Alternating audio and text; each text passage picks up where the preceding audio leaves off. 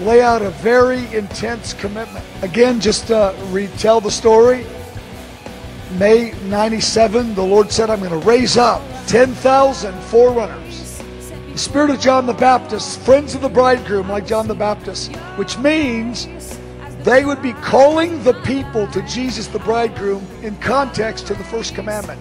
That the first commandment would be first in all that they do and all that they preach. So, but here's what I'm asking for. Well, I don't care what age, if you're 80, that's fine. But for the rest of your life, you are setting your heart for the primary focus of your ministry to be a forerunner ministry. It's not the only thing you do, but the primary thing you do. Full time, that you believe you will do it full time. Maybe you're 18 right now, or 16, and you go, I can't do it full time. I don't care when you do it full time, but you believe that is your destiny, to do this ministry as your full-time occupation. And when you're in the ministry, your primary focus, not the only thing you do, your primary focus is the forerunner ministry, preparing people for the coming of the Lord. It's a very, very narrow calling. Now our team here is developing a special part of our website dedicated to these people. And we're going to have some way of communicating, and we want to do this until the Lord returns. We are putting before you 7 commitments that we want you to make. We're calling this the sacred charge. This is a charge from the Lord, not from us. Now, having said that, every forerunner is weak and broken. Every one of us fail, we trip. The Lord is not offended by our weakness and our failure. What grieves Him is when we fail, we don't get back up and get back into the race and go to war against the thing that we stumbled in. But if we get up that very hour, we declare war on the thing that we sinned and fail, we run into the arms of Jesus and we get our confidence restored within the hour. So I'm not asking for super saints. They don't exist. They never have. I'm talking to weak, broken people like this gang up here. We must understand this, because if we get into a spirit of dedication and we get a kind of a bravado spirit, where are the dedicated ones?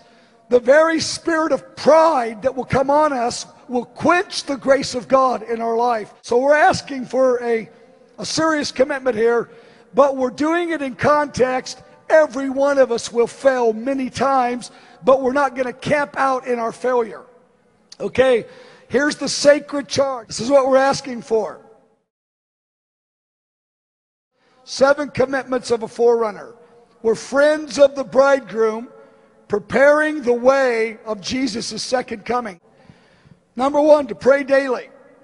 We're asking you to make a 2-hour-a-day commitment, 6 days a week, to be in the Word and in prayer. I'm not saying this is a hot shot. I hope you don't take it this way. I could not survive in God if all I spent was 2 hours a day in the Word and prayer. My spirit would shrink if that's all the time I had with God. Now, please, I hope you don't hear that as a hot shot. What I'm trying to say is, this is Forerunner Calling 101. You will never get into the deep stuff with that entry point, but it's a good entry point. We're talking about a resolve to put your heart in front of the bonfire of God.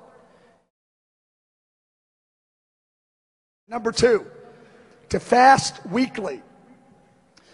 I want to encourage you to set your heart to fast 2 days a week. Many of our leadership team have set their heart to fast 2 days a week. You don't earn anything by fasting. You position your heart to receive a lot more. Now, this fasting, you set your heart to do it. You're not committing 2 days a week, but you're trying to do this. Beloved, I urge you to set your heart to 2 days a week of fasting. It's critical. Fast weekly. Number 3, to speak boldly. Now, we don't have a lot to say right now, so I'm not asking you to go home and start speaking boldly. But we're committing our heart to this. It may be a few years before you even start this, but you're making the commitment. And you're going to make this commitment the rest of your life. We're talking about a full-time, permanent calling to the Forerunner ministry. What are the essential issues we must boldly stand for and boldly expose? And we're going to put those out there as a consensus of other forerunners from around the nations, related to the church, related to Israel, and related to the nations. So you're making a commitment. Say, I'm going to be a faithful witness till I realize maybe a while before I need to begin to break out on that. We're going to discern it together as a company of people, and we're going to use the technology to do it. Number 4, you're going to do justly. We're committing ourselves to do works of justice.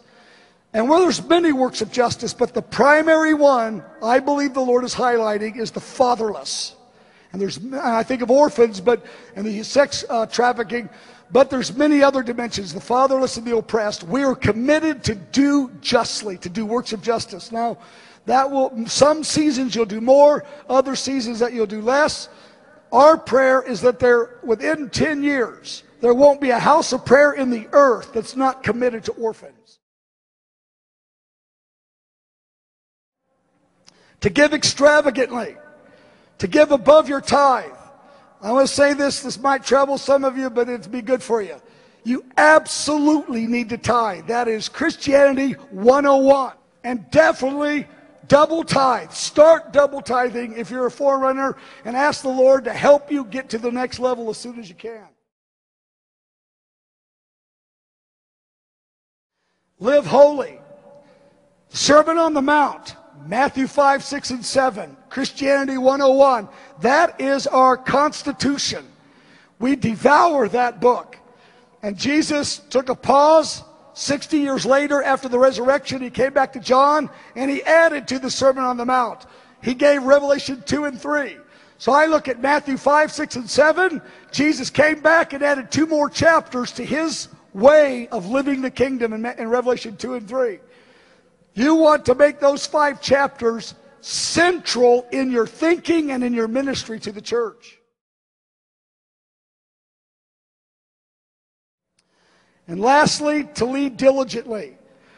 That you will commit to lead a prayer meeting on a weekly basis and a Bible study on a weekly basis that's training people in the forerunner calling or the forerunner themes. You're committing yourself to do this as the Lord makes a way for you. You're asking him to make a way, and you will do it in context with several of your friends. Because we need to lead others. It's not enough to just think and go deep in God. We have to bring others with us. So, summarize. Pray daily, fast weekly, speak boldly, do justly, give extravagantly, live holy, and lead diligently. These 7 commitments. We're asking for you to give yourself 10 solid years and not even come up for air. Meaning for 10 years, you're not going to figure out if you're feeling it or if it's working. You're going to look behind and nobody's following you. Say, I might as well quit. Don't even measure it for 10 years. You are just going to do it for 10 years. Anyway, Misty. I heard him give this call, and something on the inside of me was burning, and I said, this is who I am, this is who I am. And I told the Lord, I was very young, I said, I'm going to give you that 10 years.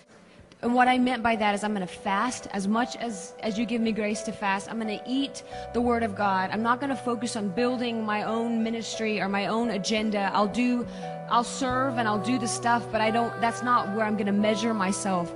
And I promise you, you will not regret it. It's 10 years later, and now I'm asking the Lord, what's the new level that I can go to? How much fasting can I do this decade? In what way can I go deeper in friendship with the Lord in this next decade? You will not regret it. I will run.